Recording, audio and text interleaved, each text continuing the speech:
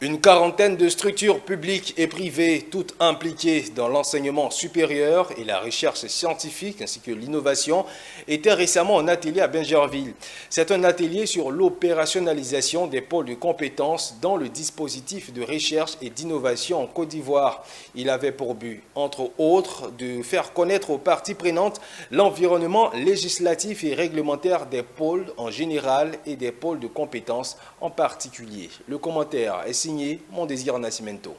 L'opérationnalisation des pôles de compétences dans le dispositif de recherche et d'innovation en Côte d'Ivoire, état des lieux, parties prenantes et cadres législatifs et réglementaires. C'est autour de ce thème que s'est tenu les 2 jours de réflexion de 40 structures, toutes parties prenantes de la recherche et l'innovation en Côte d'Ivoire. L'atelier déroulé en plénière avait pour but, entre autres, faire connaître aux parties prenantes l'environnement législatif et réglementaire des pôles en général et des pôles de compétences en particulier, consolider un projet de décret à soumettre au cabinet du ministère de tutelle et élaborer un canevas de guide de rédaction des conventions qui détermine les modalités de participation des membres à un pôle de compétences.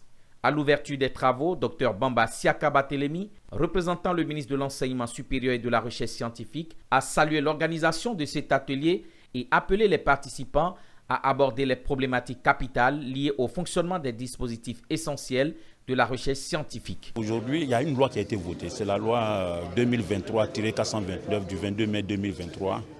Et c'est cette loi qui régit dorénavant la recherche scientifique et l'enseignement supérieur en Côte d'Ivoire. Donc il fallait que, dans le cadre de ce nouveau dispositif, que les parties prenantes, n'est-ce pas, en ce qui concerne la recherche scientifique, puissent se réunir pour déterminer les modalités, le fonctionnement, l'environnement législatif de cette nouvelle loi-là. Et donc, en dessous de la loi, vous avez maintenant des décrets qui vont être pris, un décret dont sera consolidé pour expliquer d'abord comment on appelle ça. Les parties prenantes sont informées du nouveau dispositif et maintenant il va y avoir des décrets d'application et ensuite la rédaction des canevas, c'est-à-dire un peu des arrêtés et qui seront soumis au ministre de l'Enseignement supérieur et de la Recherche scientifique pour suite à donner. Pour professeur Kone Tidiani, directeur général de la recherche et de l'innovation, la recherche et l'innovation sont des leviers du développement, ce qui justifie l'organisation de cette session de réflexion. À l'horizon 2030, la recherche scientifique et l'innovation doit pouvoir lever les contraintes, doit pouvoir régler tous nos problèmes de développement. Voilà.